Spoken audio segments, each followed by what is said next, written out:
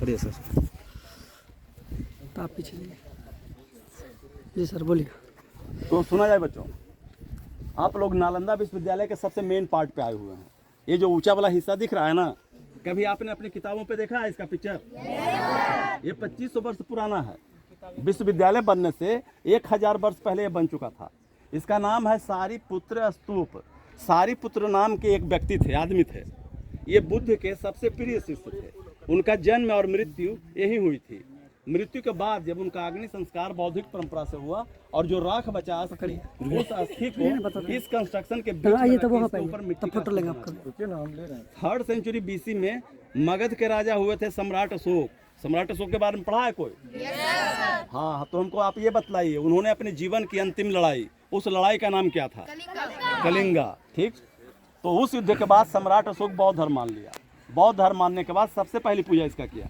इतिहास कहता है सम्राट अशोक पहला राजा हुए जिन्होंने नालंदा महाविहार की स्थापना किया। तो बिफोर क्राइस्ट जब बिहार नहीं था, जब नालंदा विश्वविद्यालय नहीं था, उस समय इस जगह का नाम बिहार था। और बिहार का शाब्दिक अर्थ होता है बौद्धिस्ट वालों का निवास स्थान। आज जो आप बिहार लिखते हैं BIHR, तो ये गलत है। इसका शुद्ध रूप होगा VIHR, बिहार।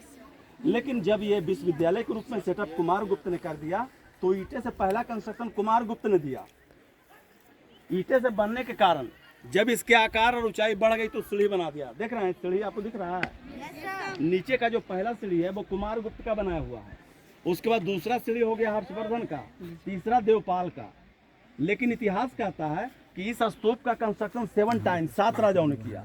तो जो 4 कंस्ट्रक्शन BC का है, मतलब मिट्टी के, वो उसके अंदर दबा पड़ा है। ये पूरी तरह से सॉलिड है, कहीं पे होल और गैप नहीं है। लेकिन आज बौद्ध वालों का सबसे पवित्र जगह है। जो आप बौद्धिस्ट आएंगे इसी जगह बैठकर पूजा करेंगे और ध्यान लगाएंगे। वो जो कॉर्नर पे राउंड आप देख रहे हैं जिसमें ऐसे छोटे आले बना है, तो वैसे राउंड को आप कहेंगे भोटिव स्तूपा। VOTIV, भोटिव का मतलब होता है मनौती स्तूप। जिनकी मन्नतें इच्छाएं पूरी हो जाती थी वो बनवा दिया।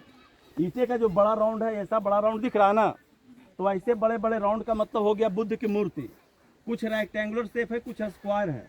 रेक्टेंगुलर पे सीनियर, स्क्वायर पे जूनियर बैठकर पूजा करते थे और ध्यान लगाते थे। इसके अलावा कुछ छोटे छोटे राउंड बना हुआ है, उसको मेमोरियल कहते हैं। मतलब जिन विद्यार्थियों का निधन पढ़ाई के दरमियान हो गई और जब उनका डेड बॉडी उनका अपना देश भेजना मुश्किल हो जाता था, वैसे स्थिति में उनका अग्नि संस्कार किया और उन्हीं के अस्थि को रखकर छोटे छोटे राउंड बना दिया, जो मेमोरियल कहलाया।